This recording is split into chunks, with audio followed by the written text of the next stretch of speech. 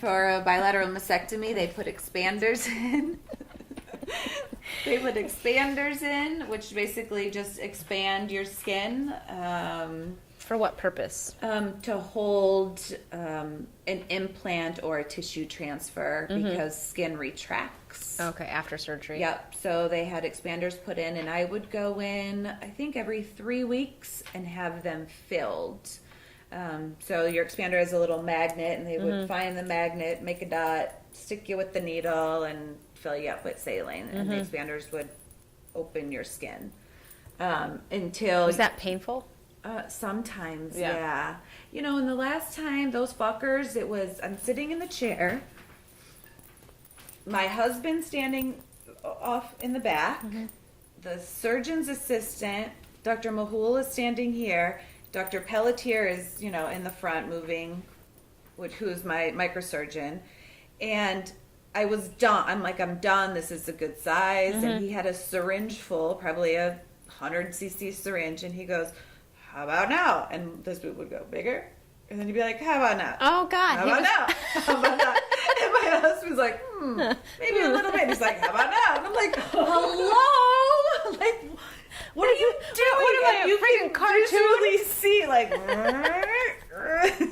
That's not right.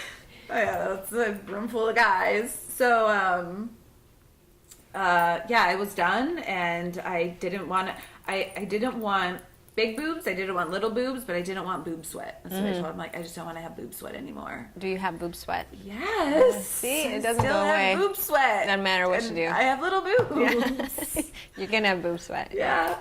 So, and then I think November was surgery. So I had a deep flat transfer. So they basically took my belly fat and cut it in half and transferred them to my breasts. No shit. So I am cut hip bone to hip bone, and they took that and made 2 breasts out of it. Interesting. And then my incision, a lot of mastectomy incisions are like a football across the breast. My incision goes down under, and I actually have a round areolar. Now that's my stomach skin, that part, but it's perfect to get tattooed when I'm ready to get tattooed. So I don't have these gaudy scars. Interesting. And you have something that would appear like an areola. Yeah, because it's circular instead of mastectomies are vertical scars. Some doctors butcher pretty bad. So, yeah, recovery sucked for a little bit, especially, you know, around on your stomach and then your chest. Right. And you have like a drain for a while or 2. something? Yeah, I had 2, and actually I had 2 here and then 1 here. Oh. 2. No, I had 4. I had 1, 2, 3, 4. So I had a drain in each breast and on the drain sides on each side of my abdomen. Yeah, and my husband did that. I didn't. I couldn't. And I love the medical industry. Right. So what would he have to do?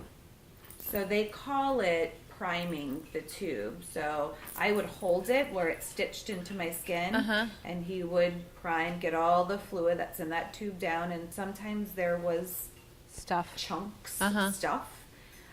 He would drain them, tally up a total, clean the bulbs out. If there was a chunk in there, he'd take sterile needle and get them out, and yeah, he did all.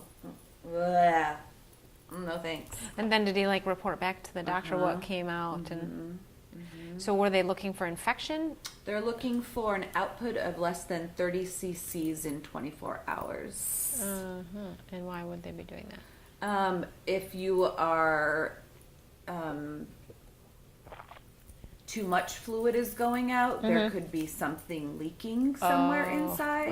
Maybe they nicked something, whatever it may be. If you're not, and at 30 cc's, you're safe to be closed up and the drains can come out. Oh, I see. Once you get below that, it is pointless. So, and during surgery, they use a lot of fluids in the body, so they want that all to come back out. Interesting. That was. Ugh. Would you say that was your least favorite part of the whole thing? Looking at myself in the mirror. It's your least My favorite. husband had a towel over the mirror in our bathroom. So after I took a shower, I wouldn't see my reflection. Probably For how long?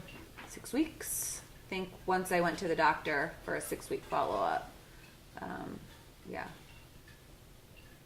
And it was fine. I looked at myself and I was like, oh, well, there's a stitch stuck there. Let me get that out. Yeah.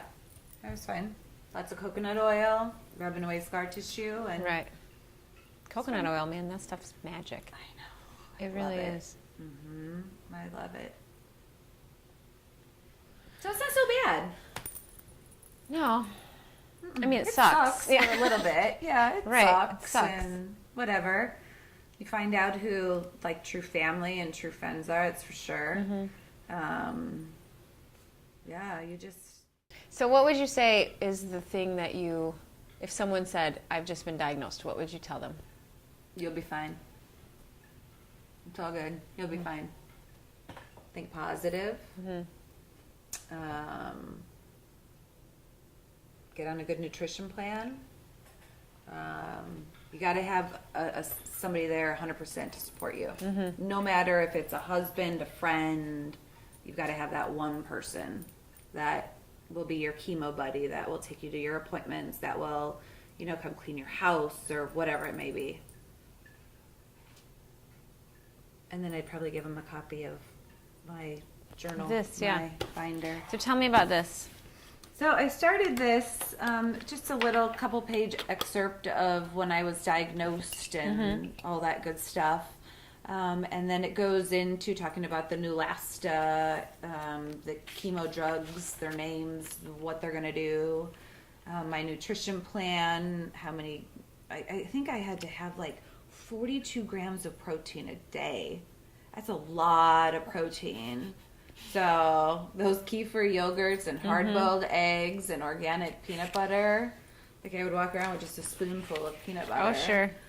I also included my whole care team, their biographies, and then all my labs from the day I was diagnosed, the letter of my diagnosis, to every lab draw, my genetic testing information, all of it, so they can compare their levels to my levels and say, Right. how come they did this on you and whatever. Yeah. So tell me about drinking water. Oh my gosh. Why do you make mention of that in this? What do you think it did for you? I drank, what did I drink? I have to look at my water bottle. I think I drank 180 ounces of water a day. I think my water Holy bottle crap. holds 60 ounces. Yeah, I had to do 3 of them a day. So water you need to flush, especially right after chemo.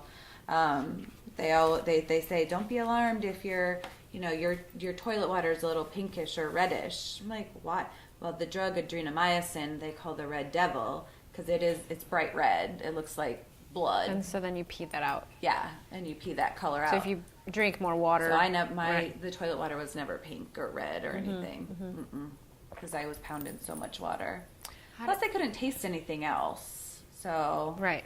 when I was thirsty, that's all I ate, or that's all I drank. This is a gross question, but how did it affect your bowel movements? Always gotta go there. No, I know, yeah. sorry, I'm trying to fascinated by think. poop. I don't know Um, why. I don't think it affected. Because they made me take Colace twice a day. So I had to take a Colace with my morning pills and a Colace with my PM pills. I was fine, my bowel movements, until my surgeries because of anesthesia. Okay, yeah. So once you have that first bowel movement, then I became back regular. But my urine was always like a neon yellow because of all the vitamins I took. For sure. So I never knew if it was clear or not. But I was a good pooper. And butt good. wipes are your best friend. Yes, It's true. they are. That's what I hear. Make sure you buy flushable though. I know. Don't use a baby Flushable. wipe. No. Don't use a baby wipe. No. You gotta have the right kind. Yes.